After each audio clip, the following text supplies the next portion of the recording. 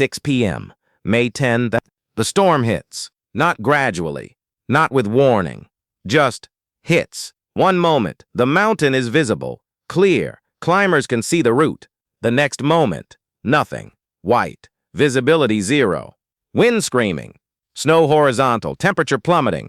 Climbers scattered across the mountain, some descending from summit, some still climbing, some waiting, all caught, all trapped, all in deadly danger. Let's go person by person, see what happened to each climber that night. Because this isn't one story. It's multiple stories, happening simultaneously, in chaos. Rob Hall, high on the mountain, near the south summit, with Doug Hansen. Doug collapsed hours ago. Can't move, can't descend, hypothermic, dying. Rob is trying to help him, lift him, move him, get him down. But Doug is finished. Dead weight, and Rob won't leave him. The storm hits. Rob and Doug are exposed. No shelter, no tent, nothing. Rob radios base camp, his voice crackling through static. We're in trouble. Doug can't move. We need help. Base camp responds. Rob, you need to descend. Leave Doug. Save yourself. Rob's answer is immediate. Absolute. I'm not leaving him. That's Rob Hall, the guide who never abandons a client. Never. Even when it means dying with them. Hours pass. The storm gets worse. Rob and Doug are freezing. Slowly. Rob keeps radioing, keeps trying, but there's nothing anyone can do.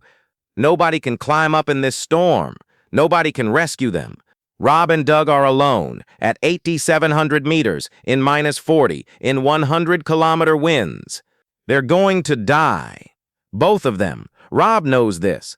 But he won't leave Doug, not even to save himself. Scott Fischer. Somewhere below the Hillary step, alone. Scott summited hours ago, at 4 p.m., already sick, already destroyed. Descending, Scott kept falling behind. His team went ahead, assumed he'd catch up. But Scott didn't catch up. Scott sat down, to rest. Just for a moment. The storm hit. Scott is still sitting, can't get up, can't move. Anatoli, Scott's guide, realizes Scott is missing, goes back to find him. Climbs back up, in the storm, in the darkness, searching. But the mountain is huge. The visibility is zero. Scott could be anywhere. Anatoli searches for hours, calling Scott's name, finding nothing. Eventually, Anatoli has to turn back. He'll freeze if he stays out longer. Scott Fischer is alone, sitting in the snow, above the Hillary step. Hypothermic, fading. Nobody knows where he is. Doug Hansen, with Rob Hall, near the south summit. Doug is barely conscious, frostbitten. Hypothermic, dying. He can't speak, can't move, just lying there, frozen. Rob is beside him, holding him, trying to keep him warm. But there's no warmth. Not at 8,700 meters. Not in -40. Doug Hansen dies sometime during the night, exact time unknown. Rob radios base camp one more time, his voice weak, breaking. Doug's gone. I'm alone now. Base camp. Rob, please descend. You can still make it. Rob, I can't feel my hands, can't feel my feet. I don't think I can move. But Rob tries to stand, tries to descend. He gets maybe 50 meters, then stops. Too weak, too cold. Rob Hall is going to die too. He knows this now. Beck weathers, at the balcony, 8,400 meters. Beck's eyes failed earlier. He's blind, can't see anything. The team left him there. We'll get you on the way down. But the storm hit, and nobody came back. Beck is sitting, waiting, blind, in the storm. Hours pass. Beck is freezing, snow covering him, wind battering him. Other climbers stumble past. Don't see him, or see him but can't help. Everyone is in survival mode. Nobody has energy to help anyone else. Beck Weathers is being left for dead. Again, he sits there all night, blind, frozen, alone. By morning, Beck should be dead. By all logic, by all medical science. But Beck Weathers doesn't die. Not yet. We'll come back to Beck. Yasuko Namba, descending, lost, separated from her group. Yasuko summited, completed the 7 summits, her dream achieved. Now she's trying to get down. But the storm is disorienting. She wanders off route, gets confused, sits down. Yasuko is small. The cold hits small bodies harder. She's hypothermic. Fast. Consciousness fading. Other climbers find her. Try to help, but she's too far gone. Can't walk. Can't stay warm. Dying. They leave her. Have to. Carrying her would kill them too. Yasuko Namba lies in the snow, near camp, but not close enough, dying. Alone. After achieving everything she wanted. John Krakauer, back at Camp 4, safe in his tent. John summited early, descended before the storm, made it back. He's in his tent, exhausted, trying to rest, but he can hear the storm, hear people on the radios, hear the chaos. Teammates missing, guides missing, climbers dying. John knows people are out there, dying, right now, but there's nothing he can do. Going out in the storm would be suicide. John lies in his tent, safe, guilty, listening to people die. This guilt will haunt him for years, being safe while others perished. Anatoli Bukriv, the strongest climber on the mountain. Anatoli summited, descended fast, got back to camp before the storm. Now he's in his tent, but he knows people are missing. Scott Fischer, his boss, is out there, somewhere. Clients are out there, lost, dying. Anatoli makes a decision, a brave decision, maybe insane. He goes back out, into the storm, to search for survivors. Nobody else will. Nobody else can. The guides are missing or dead. So Anatoli goes, alone, in zero visibility, in deadly wind. He searches, for hours, in the death zone, in the storm, finds climbers, huddled together, hypothermic, lost, Sandy Pittman, Charlotte Fox, Tim Madsen, barely alive. Anatoli leads them back, one by one, guides them to camp, saves their lives, in conditions that should kill everyone. This is why Anatoli becomes a hero. While others died or hid, Anatoli acted, risked his life, saved 3 people. But Anatoli couldn't find everyone. Couldn't save Scott, couldn't save Rob. The mountain is too big. The storm too fierce. Midnight. The storm is still raging. Rob Hall is alive. Barely. At 8,700 meters, beside Doug's frozen body.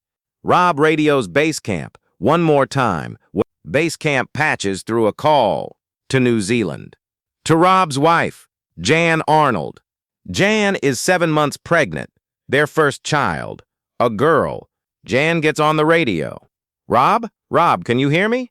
Rob's voice, weak, slurred, hypothermic. Hi, my love, how are you?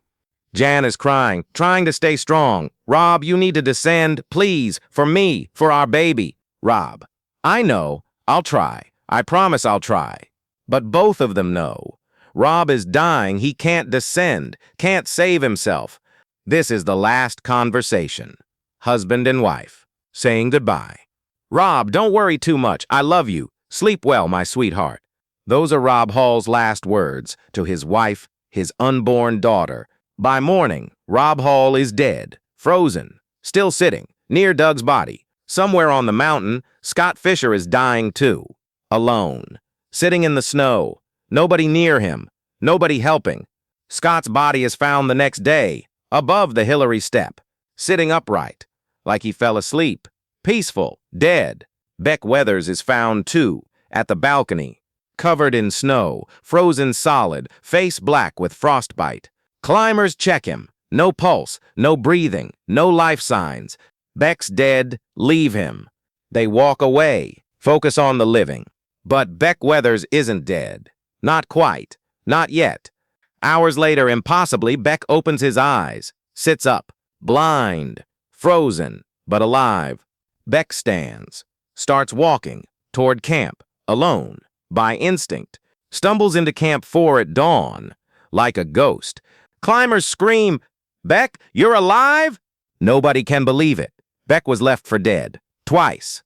But Beck survived, through sheer willpower, through luck, through miracle. He'll lose his hands, his nose, parts of his face.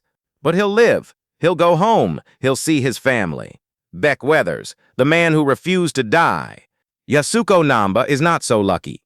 Found near camp, still alive, barely, but too weak to save, too hypothermic to survive. She dies. Hours after being found, meters from safety.